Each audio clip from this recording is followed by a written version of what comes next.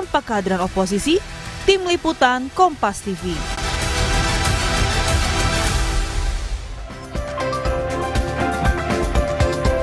Saudara, usai menerima amnesti dari Presiden Prabowo kepada mantan Sekjen PDIP Hasto Kristianto, Ketua Umum PDIP Megawati Soekarno Putri bilang partainya tidak dalam berada posisi atau koalisi. PDIP mengklaim sebagai partai penyeimbang pemerintah. Lalu bagaimana sebenarnya sikap politik PDIP terhadap pemerintah dan bagaimana sebenarnya kondisi negara demokrasi tanpa oposisi? Kita bahas dengan sejumlah narasumber yang hadir di studio. Analis politik sekaligus Direktur Eksekutif Trias Politika Strategis Agung Baskor. Selamat pagi Mas Agung. Pagi Mas Mario. Terima kasih sudah bergabung di Dialog Sapa Indonesia pagi hari ini. Dan melalui sambungan daring ada politisi PD Perjuangan Guntur Romli. Selamat pagi Mas Gun Rom. Selamat pagi, Assalamualaikum.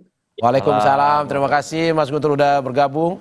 Dan juga Wakil Ketua Umum Partai Golkar Ahmad Doli Kurnia. Bang Doli, selamat pagi. Selamat pagi, Assalamualaikum warahmatullahi wabarakatuh. Terima kasih Bapak-Bapak sudah bergabung di Dialog Sapa Indonesia pagi pada hari ini. Saya ke yang baru habis kongres, Mas Guntur Romli. Mas Gun, bagaimana melihat pernyataan Ketua Umum Anda, Ibu Mega? No oposisi, no koalisi, tetapi pernyataan yang disampaikan oleh Ibu Ketua Umum, Ibu Megawati Soekarno Putri, itu merupakan hasil keputusan Kongres ke-6 PDI Perjuangan yang baru saja selesai minggu kemarin di Bali. Sikap tersebut sebenarnya bukan sikap yang baru, hal itu juga sudah direkomendasikan dalam Rakernas ke-5 pada bulan Mei tahun 2024, bahwa PDI Perjuangan mengambil sikap sebagai penyeimbang, check and balances, dan untuk menjaga demokrasi di Indonesia. Jadi sikap tersebut sudah diputuskan jauh-jauh hari, seperti saya sampaikan dalam rekomendasi Rakernas, termasuk juga salah satu dari rekomendasi Rakernas ada meminta Kongres untuk mengukuhkan kembali Ibu Megawati Soekarno Putri untuk menjadi Ketua Umum tahun 2025 sampai tahun 2030. Itu juga hasil dari Rakernas. Jadi ketika sikap bahwa PDI Perjuangan menjadi partai penyeimbang kemudian dikaitkan dengan amnesti kepada Mas Hasto Kristianto, menurut kami itu tidak berhubungan karena sikap itu sudah ditegaskan lebih dulu ya. Terus yang kedua adalah Ibu Megawati juga menyampaikan bahwa kita harus konsisten dengan sistem ketatanegaraan kita yang tidak mengenal istilah oposisi dan koalisi. Yang ada kan ikut atau tidak ikut dengan pemerintahan, berada di dalam atau di luar pemerintahan eksekutif. Nah, untuk posisi PDI Perjuangan saat ini itu berada di luar pemerintahan, yaitu tadi tujuannya untuk kekuatan penyeimbang. Tetapi meskipun PDI Perjuangan berada di luar pemerintahan, tidak berarti menyebut dirinya sebagai oposisi. Karena oposisi itu kan dia tidak akan pernah melihat secara kritis pemerintahan yang berkuasa. Kalau oposisi itu kan yang penting anti. Mau programnya baik apalagi buruk itu harus tetap ditentang, vis-a-vis konfrontatif oposisi terhadap pemerintahan yang berkuasa. Nah, atas dasar dari pertimbangan tadi, maka hasil Kongres ke-6 PDI Perjuangan ditegaskan kembali dari hasil Rakernas ke-5 tahun 2024 bahwa PDI Perjuangan menjadi kekuatan atau menjadi partai penyeimbang. Begitu, Mas. Oke, Mas Gun, berarti ini sebuah sikap juga ya, dalam arti bukan oposisi, bukan koalisi, tetapi berada di tengah, sparring partner ini adalah sebuah sikap ya?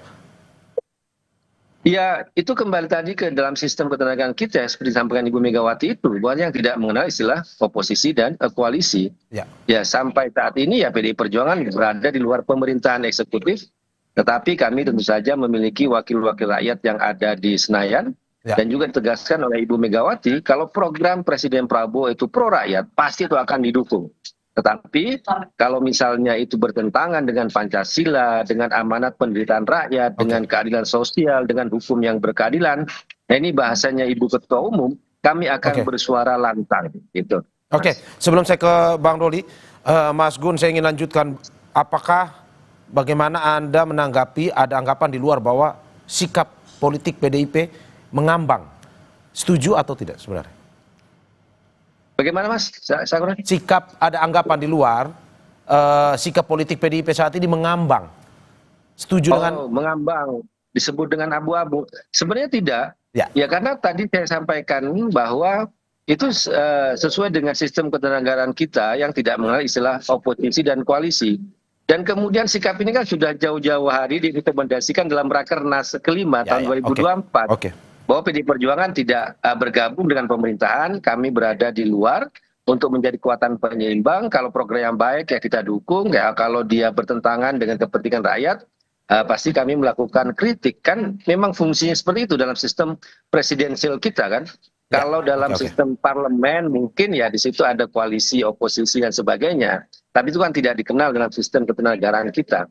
Itu Mas yang selalu ditegaskan berulang-ulang oleh Ibu Ketua Umum, oleh Ibu Megawati Soekarno Putri. Oke, saya ke Mas Agung. Bang Doli tahan dulu sebentar. Mas Agung, bagaimana Anda melihat pernyataan Mas Gun? No oposisi, no koalisi ini sebuah sikap yang tetap memberikan kritik juga kepada pemerintah walaupun tetap berjalan bersama pemerintah. Ya, pertama secara politis ini sebenarnya menebalkan fungsi PDIP sebelum Kongres sebagai mitra kritis dan mitra strategis.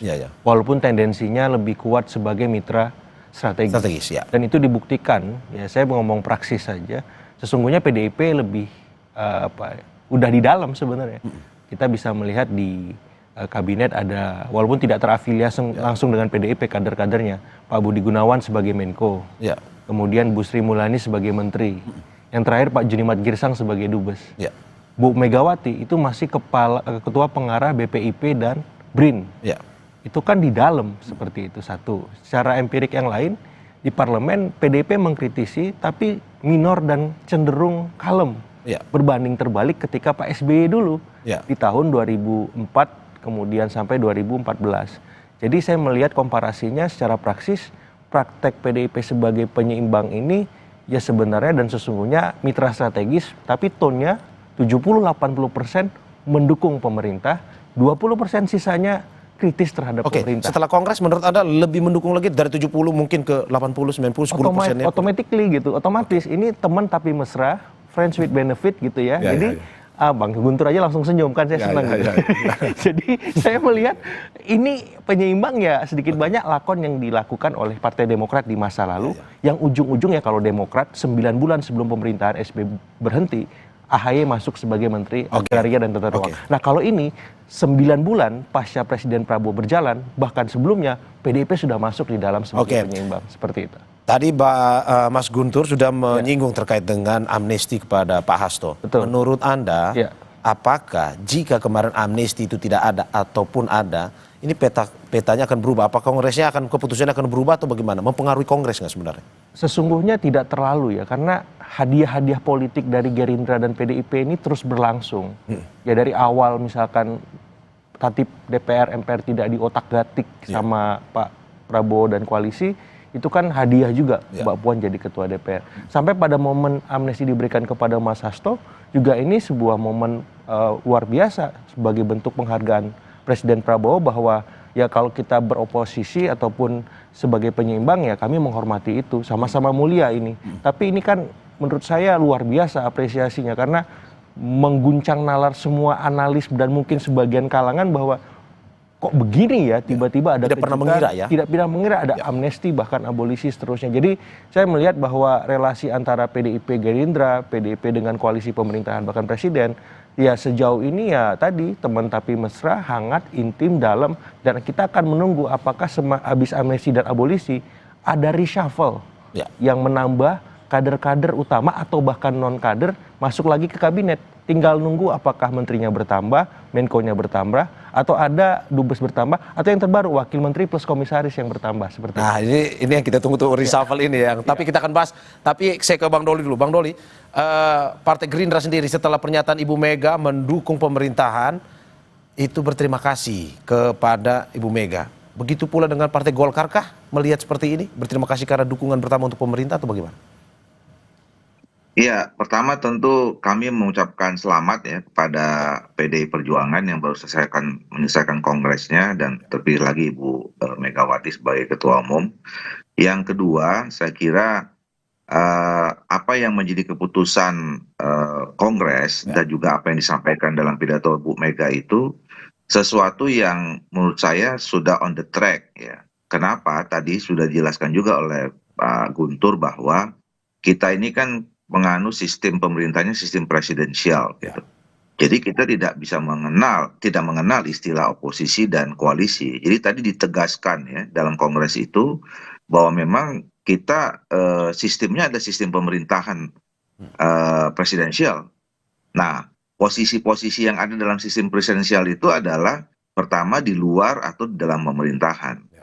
Yang kedua, nah ini yang menarik saya kira ya, dan ini istilah penyeimbang ini kan dulu pernah juga terjadi di tahun 2004 gitu ya, 2009.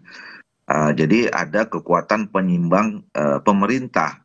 Nah ini saya kira bagus ya buat perjalanan pemerintahan kita.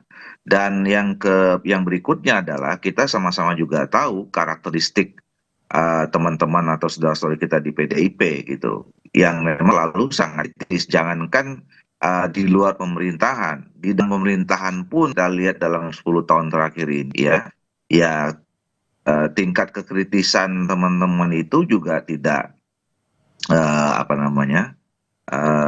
tidak hilang gitu. Jadi saya kira ini sesuatu yang bagus dan baik di dalam pemerintahan kita, dan saya kira kami memberikan apresiasi, penghormatan, karena keputusan partai itu kan adalah kedaulatan masing-masing partai politik ya, mau dimanapun posisinya, mau di dalam mau di luar pemerintahan, seperti yang saya sampaikan itu sama mulianya ya, selama ini untuk semuanya kembali kepada kepentingan bangsa dan negara serta rakyat Indonesia. Oke, Bang Doli, tapi bagaimana kita memaknai sebagai partai koalisi misalkan, dalam arti bahwa Golkar selalu identik dengan partai yang mendukung pemerintah. Apakah mungkin dengan menjadi partai pendukung pemerintah tidak bisa memberikan kesempatan Golkar untuk mengkritik, atau sebenarnya bisa ke depan? Menurut Anda seperti apa? Bisa. Nah, jadi kalau tadi ditanya soal sikap Partai Golkar, tentu kami tadi ya mengapresiasi. Yang kedua ya tentu kita selalu ingin menjadi mitra yang baik ya. Walaupun kami di dalam pemerintahan Pak Prabowo dan Pak Gibran, tentu kita sama-sama bekerja tadi untuk kepentingan bangsa dan negara. Nah soal tadi ya, soal kritis dan tidak kritis atau check and balances gitu. Nah ini dalam sistem pemerintahan yang presidensial, sebenarnya check and balances itu sudah otomatis berjalan dalam sistem pemerintahan atau sistem ketatanegaraan kita. DPR itu tugasnya adalah sebagai kekuatan check and balances dalam pemerintahan, dalam jalannya pemerintahan kita. Dan kita bisa lihat kan selama ini seperti yang saya katakan tadi, ya DPR itu juga ya tadi posisinya memang seharusnya seperti yang sampaikan Ibu Megawati. Kalau ada kebijakan-kebijakan yang baik, ya tentu kita harus berada di depan, memberikan dukungan yang penuh gitu. Kemudian yang kalau misalnya ada yang tidak baik, ya tentu kita sampaikan apa adanya dan kemudian kita minta dikoreksi.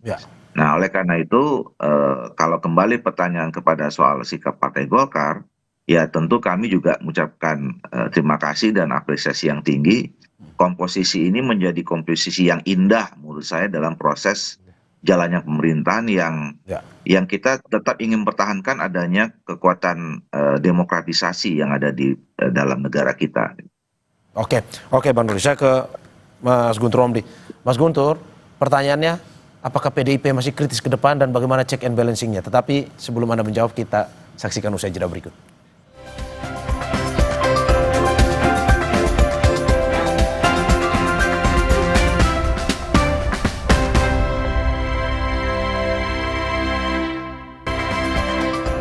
Terima kasih masih di Sapa Indonesia Pagi bersama saya Mario Saron dan sejumlah narasumber saya. Ada analis politik sekaligus Direktur Eksekutif Trias Politika Strategis Agung Baskoro, melalui sambungan daring politisi PD Perjuangan Guntur Romli dan Wakil Ketua Umum Partai Golkar Ahmad Doni Kurnia.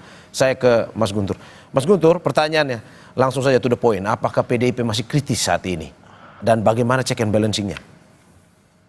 Oh iya, tentu saja. Kalau program-program yang disampaikan oleh Ibu Megawati tadi, kalau programnya Presiden Prabowo itu bertentangan dengan amanat pendirian rakyat, dengan Pancasila, dengan keadilan sosial, dengan hukum yang berkeadilan, menurut disampaikan oleh Ibu Megawati bahwa kami akan bersuara lantang.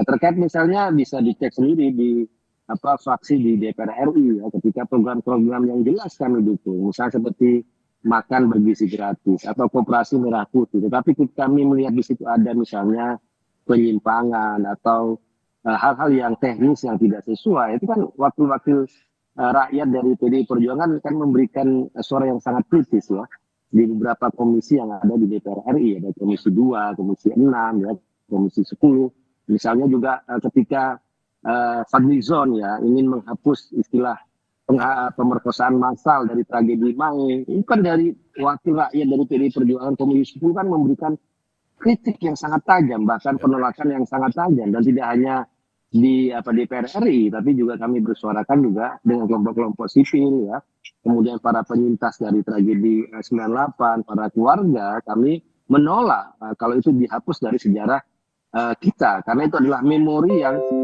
harus selalu diwariskan kepada generasi mendatang agar hal yang kelam itu jangan terulang kembali. Jadi hal-hal kritis itu seperti yang disampaikan oleh Ibu Ketua Umum itu kan sesuai dengan syaratnya. Tapi kalau baik ya pasti akan memberikan dukungan 100%. Karena itulah PDI Perjuangan mengambil sikap tidak dalam koalisi atau oposisi, tapi sebagai kekuatan penyeimbang, kekuatan yang kritis dan arif. Oke, Mas Gun, tapi tadi sudah disinggung oleh Mas Agung bahwa mencium bau sinyal merapat masuk kabinet. Dari PDIP sendiri, kalau misalkan ada tawaran seperti itu, apakah membantu pemerintah nih tetap berada di luar sambil memberikan sparring partner itu, atau masuk juga ke dalam sambil tetap memberikan kritik? Membaca sikap dari Ibu Ketua Umum, kemudian juga putusan Kongres itu kan jelas kekuatan seimbang, posisinya itu di luar pemerintahan. Kami tidak mau berandai-andai persoalan itu. Tetapi seperti disampaikan oleh Pak Dolfi tadi, bahwa kita bisa berkontribusi terhadap bangsa dan negara ini dimanapun posisi kita. Bahwa kalau masuk kabinet pemerintahan untuk berkontribusi ya, tapi kan kami juga di luar sebagai kekuatan penyeimbang, memberikan kritik, memberikan masukan yang konstruktif. Itu kan juga bagian dari kontribusi terhadap bangsa dan negara ini. Jadi kami tidak mau berandai-andai. Tapi pada intinya, Ibu Megawati adalah seorang pemimpin yang memegang ideologi, konsistensi. Beliau adalah seorang leader ya, bukan dealer. Leader pemimpin. Kalau dealer itu kan sangat transaksional, apapun kepentingan itu selalu dinegosiasikan. Nah, Ibu Megawati tidak seperti itu. Contohnya seperti saya katakan tadi, bahwa hasil Kongres ke-6 PDI Perjuangan itu sama dengan Rakernas ke-5 tahun 2024, bahwa PDI Perjuangan sebagai kekuatan penyeimbang. Oke, sebelum saya ke Mas Agung, singkat Mas Gun, bagaimana Anda melihat hitung-hitungan seperti apa yang akhirnya membuat PDIP mengambil sikap seperti ini? Tadi politisasinya ataupun secara politis tidak, kalau misalkan kata Mas Gun tadi, Mas Agung juga bilang bahwa amnesti buat Pak Hasto sebenarnya tidak terlalu mempengaruhi. Hitung-hitungannya seperti apa? Ya, karena kami melihat masa depan bangsa ini bahwa tidak semua kekuatan itu harus masuk dalam suatu pemerintahan bersama-sama. Kan harus ada mekanisme check and balances ya, meskipun dalam sistem menenaga virus yang Pak Dolfi itu ya ada DPR, ada komisi-komisi independen, tapi kan tetap kekuatan politik di luar pemerintahan sebagai kekuatan penyeimbang itu kan harus ada. Karena kalau itu semua kekuasaan itu berpusat kemudian bersatu, ini kan disebut dengan oligarki kekuasaan. Ini kan berbahaya, bahwa kekuasaan tanpa ada penyeimbang jelas bahwa power tend to corrupt and absolute power corrupt absolutely itu jelas bahwa kalau sampai kekuasaan sangat berpusat ya, itu bahaya sekali, bisa merusak ya, bukan dari. Oke, saya ke Mas Agung. Mas Agung, kalau Anda melihat tadi hitung-hitungan politiknya seperti apa? Apa juga misalkan suara akar rumput menjadi penentu dalam keputusan PDIP untuk bisa pada akhirnya menjadi sparring partner ketimbang oposisi full, koalisi full? Iya, persis Mas. Karena DNA PDIP ini kan sebenarnya ketika sudah kalah pilpres dia di luar sebagai oposisi, biasanya begitu. Dan dalam beberapa hal saya melihat posisi penyeimbang ini kalau bicara dalam kasus dan konteks Demokrat itu sebenarnya banyak dirugikan, dan PDIP sebenarnya sedikit banyak sudah menapaki kerugian itu ketika di Pilpres kemarin terhimpit dengan dua narasi besar, perubahan dan keberlanjutan. PDIP di tengah perbaikan, dan di tengah ini nggak enak nih, dihimpit dua-duanya. Demokrat kemarin juga sebagai penyeimbang juga akhirnya suara di Pileg itu turun. sangat drastis ya, akhirnya stagnan di 7-an persen. Nah, saya khawatir kalau misalkan PDIP mengambil posisi penyeimbang ini tanpa memikirkan 2029, konsekuensinya akan dalam gitu. Ada kekhawatiran kemarin PDIP dalam tanda petik diancam 7% misalkan.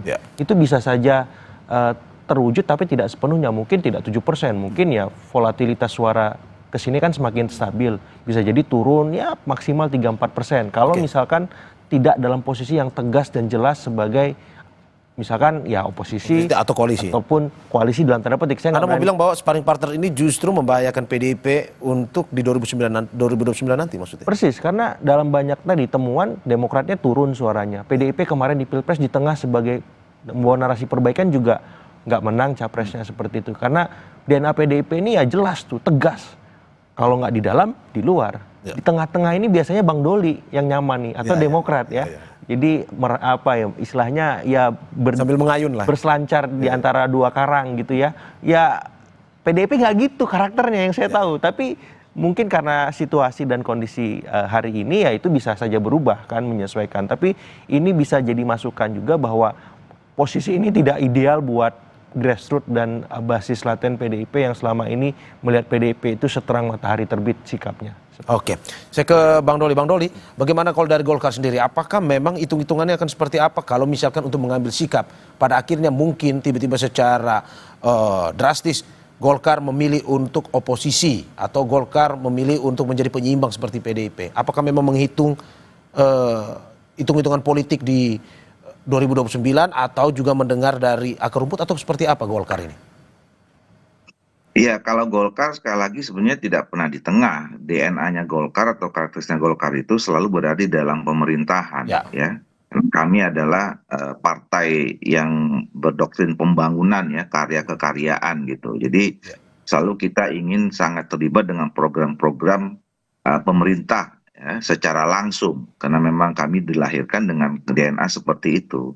Nah, dan dan itu memang kami tunjukkan beberapa kali dalam perjalanan pemerintahan di bawah kepemimpinan presiden siapapun gitu. Nah, jadi memang selalu dalam posisi seperti itu. Nah, makanya saya katakan tadi ketika saudara-saudara kita di PDIP dalam mengambil posisi seperti ini, ya ini sudah on the track di dalam DNA-nya masing-masing. Ya, jadi nah kalau kita lihat pengalaman juga sebetulnya mungkin koreksi sedikit, ya kita belum tahu juga sebetulnya apa yang akan terjadi pada next pemilu dan seterusnya.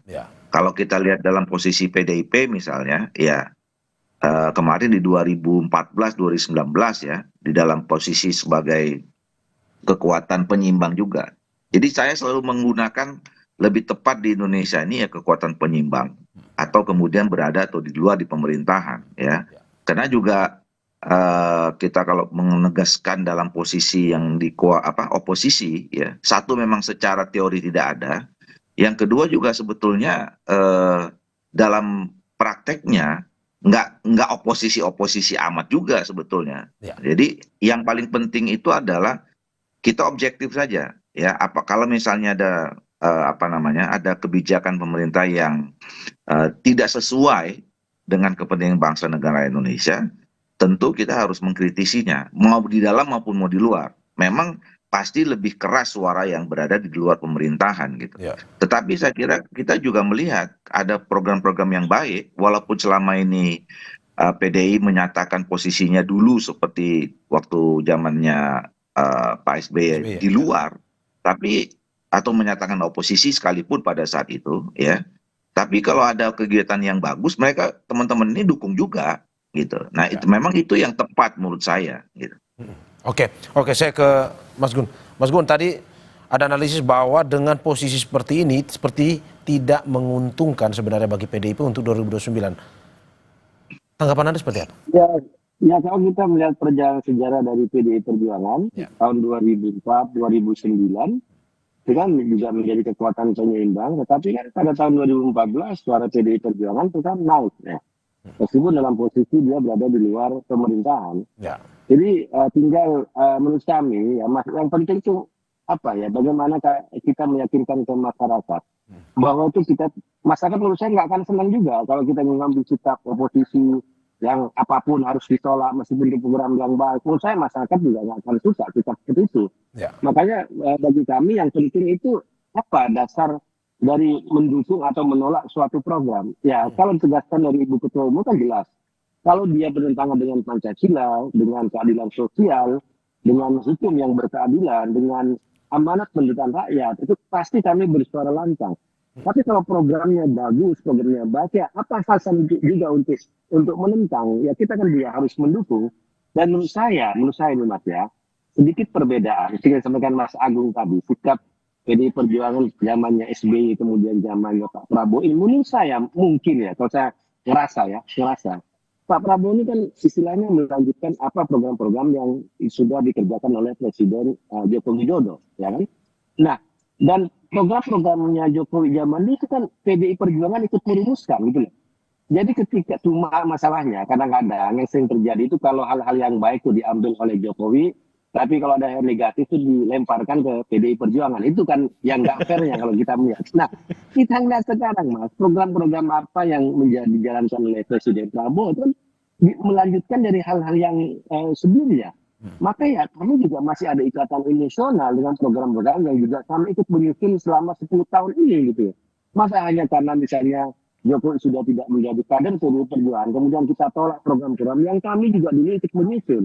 Nah itu yang menurut kami juga menjadi dasar kenapa ada perbedaan sikap ya antara misalnya zamannya Presiden SBY dengan Presiden Prabowo. Menurut kami juga ada ikatan emosional dengan beberapa program, termasuk tentu saja hubungan baik antara Ibu Megawati Soekarno Putri dengan Presiden Prabowo Subianto yang nggak pernah ada persoalan. Ini yang membuat sedikit berbeda lah cara bagaimana aksinya yang ada di lapangan. Tapi jelas bahwa sebagai kekuatan penyeimbang itu sudah kami tegaskan sejak lebih dari setahun yang lalu, dari Mei tahun 2024, dan itu tidak ada hubungan dengan masalah amnesti, dengan transaksi politik, dengan apapun.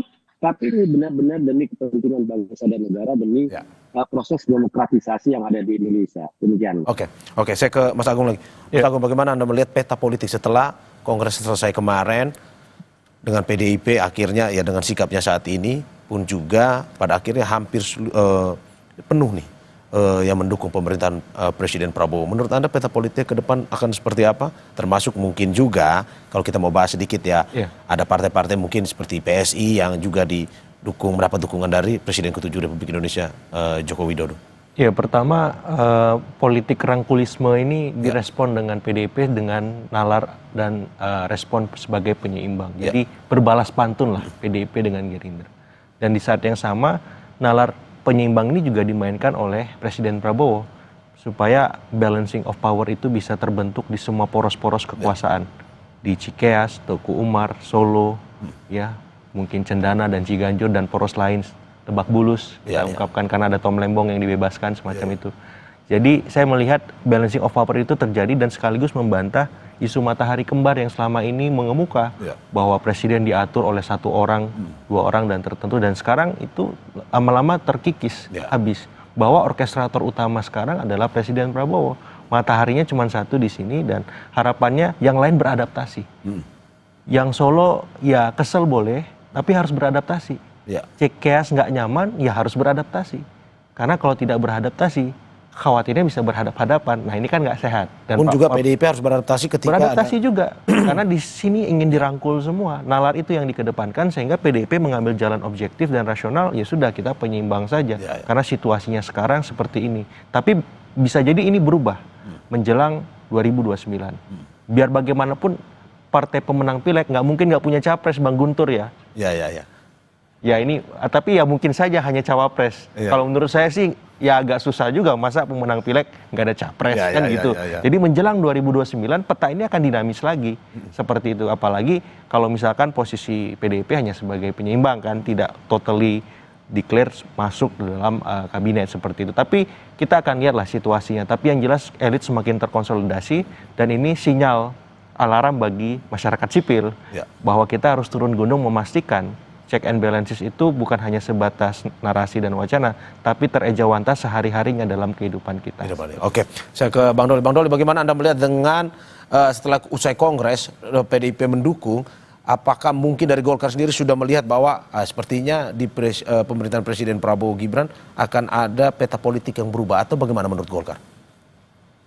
Ya, sebenarnya kan putusan dari atau sikap dari PD Perjuangan pasca Kongres ini kan tidak jauh-jauh amat dari apa yang sudah pernah disampaikan sebelumnya ya. Di dalam Rakernas tadi disebutkan oleh Pak Guntur kan juga hampir sama sebetulnya. Ini penguatan saja.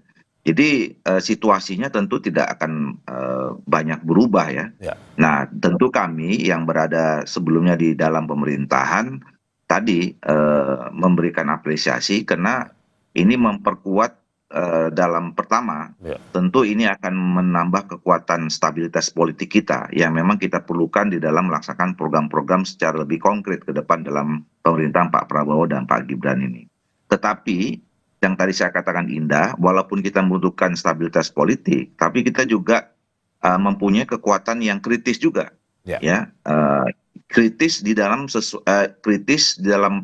konteks konstitusional dan sistem ketatanegaraan kita yang tadi presidensial itu. Jadi walaupun misalnya tidak berhadapan gitu ya, tapi ada kekuatan kritis yang memang sesuai dengan sistem pemerintahan presidensial kita. Itu yang saya kira bagus dan baik, tentu kita ini akan jaga. Gitu. Oke, saya ke Mas Gun. Mas Gun, katanya harus banyak beradaptasi juga kalau memang mendukung pemerintah ini.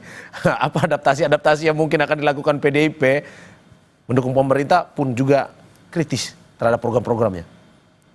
Ya, beradaptasi dalam hal yang bersifat strategis, bersifat teknis, ya PDI Perjuangan itu bisa.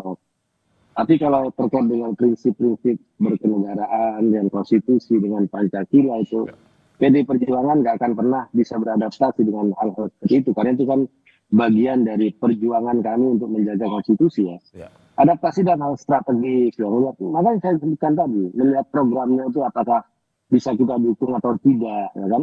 Jangan asal beda, jangan asal menolak. Itu kan masyarakat nggak suka, orang nyinyir gitu kan. Ini program bagus gitu, tapi dinyinyirin, masyarakat nggak suka. Makanya kami juga melihat secara lebih arif lah, lebih kritis. Mana sih yang perlu kami dukung, tapi mana yang harus kita kritisi bersama-sama. Nah di situ PDI Perjuangan ingin memainkan posisi strategis tersebut ya.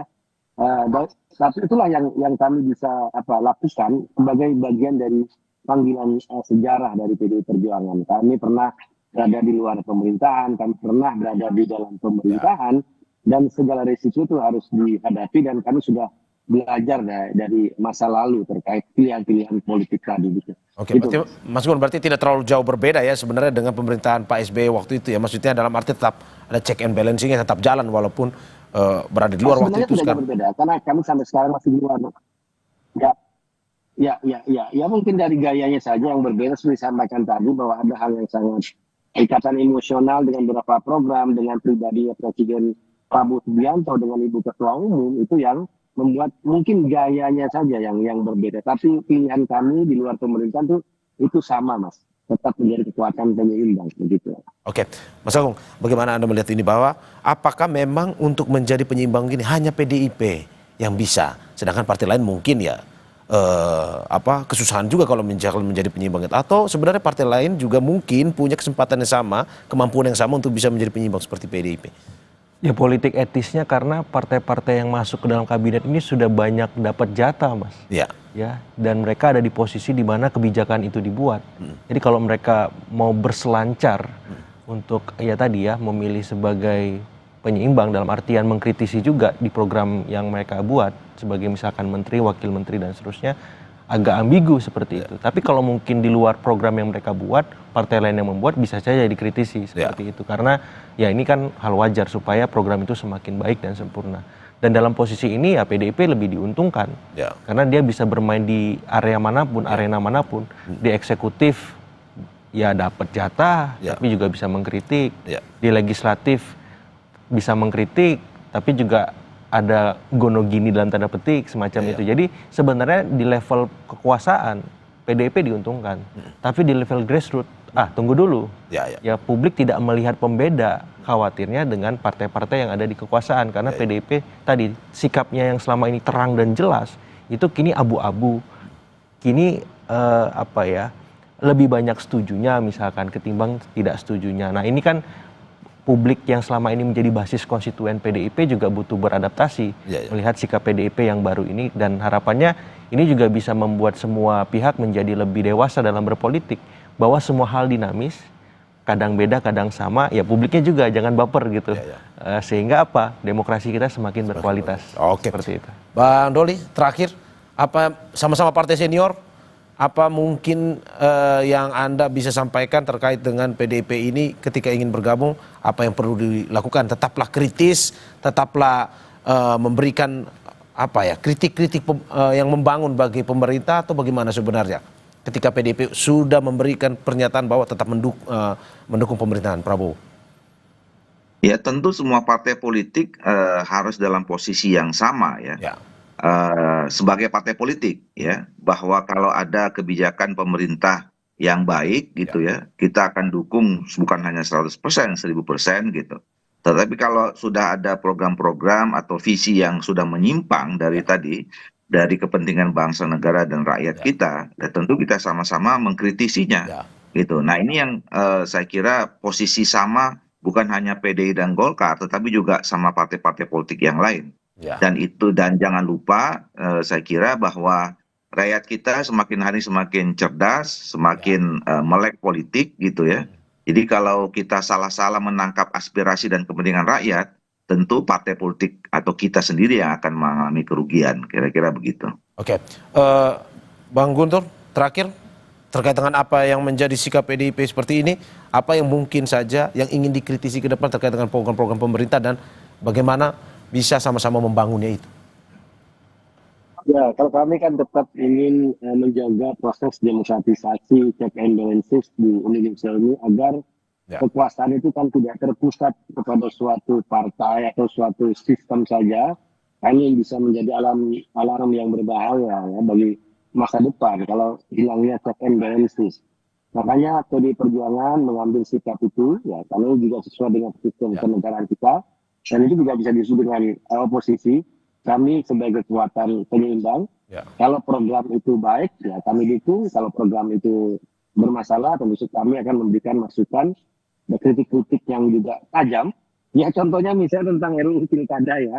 Tahun lalu yang kami juga ikut memberikan penolakan dan kritik yang sangat tajam, dan itu juga didengar, kemudian digagalkan. Itu kan salah satu contoh bagaimana kami mengambil sikap yang tegas. Atau kami juga memberikan koreksi-koreksi terhadap kebijakan-kebijakan pemerintah. Jadi kami benar-benar ingin melihat sikap politik ini berdasarkan pertimbangan-pertimbangan yang kami bangun dari logika-logika dan juga data-data yang valid. Jadi bukan asal beda, asal mendukung, tapi benar-benar berdasarkan kepentingan rakyat di atas segala-galanya. Begitu, Mas. Oke, terima kasih politisi PD Perjuangan Guntur Romli atas apa yang disampaikan. Sebelumnya ada Wakil Ketua Umum Partai Golkar Ahmad Doli Kurnia dan juga Direktur Eksekutif Trias Politika Strategis Agung Baskoro. Terima kasih Bapak-Bapak apa yang disampaikan, semoga bisa memberikan masukan kepada negara. Yang penting sama-sama membangun negara ini. Terima kasih sekali lagi, sehat-sehat selalu.